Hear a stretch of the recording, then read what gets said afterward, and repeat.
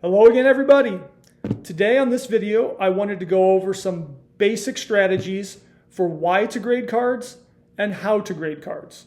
I have graded a lot of sports cards over the years and have just gotten into grading a few Pokemon cards, but like a lot of you, I don't have unlimited resources to grade all of my cards, and I'm not buying and selling thousands of graded cards all the time, so I have to be careful about which cards I send in and why.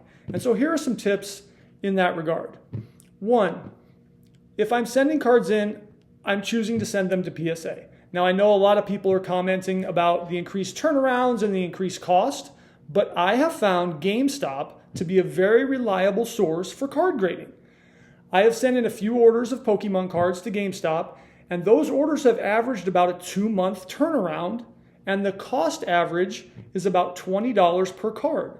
So whether I'm grading a card for my personal collection or something that I just happened to buy as an investment, and then I looked it over and it looked to be a 10, and I wanted to maximize that opportunity, Gamestop has been a really good resource for PSA grading. And again, PSA is widely accepted as the industry leader, so if I'm going to spend my hard-earned money grading cards, I'm going to use PSA. So for $20 and a trip to GameStop, $20 per card, I've found pretty good success on Gamestop grading, averaging about 60% 10s on Pokemon cards. Now, that's pretty good, and I try to spend a lot of time looking over my cards to make sure before I send them in, they have a good chance at being a 10.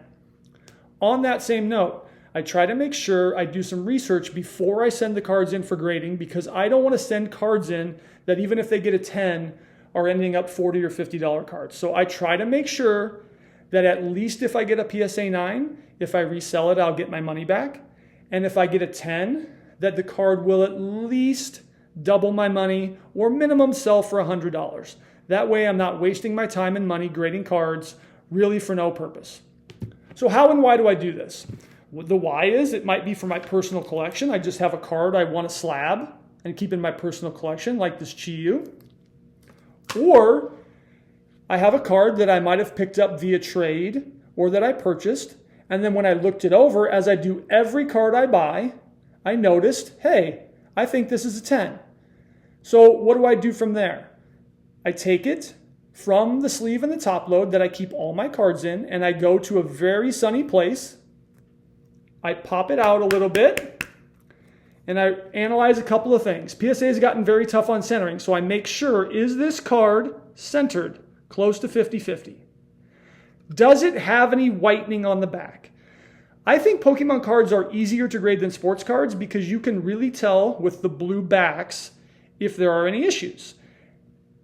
If it has a white spot or two, it's probably not going to be a 10, and I'm not going to send it in. If it doesn't have any, knowing I might miss something, I want to make sure it doesn't have any to my eye in a sunny window. I take it from the top load and I put it in a card saver because PSA likes their submissions in card savers. They don't move in the mail. And this is how you would take it to GameStop, in a sleeve and in a card saver. And then they will take care of the rest.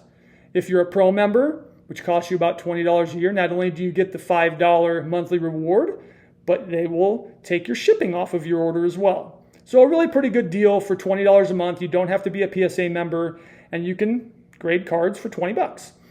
And again, I've been getting about a 2-month turnaround time. So I take 5 or 6 cards like this to GameStop, and off they go, and a couple months later they come back. And then I can add them to my collection or sell them to fund further purchases. There's my tips on card grading today. I hope it helped. Peace.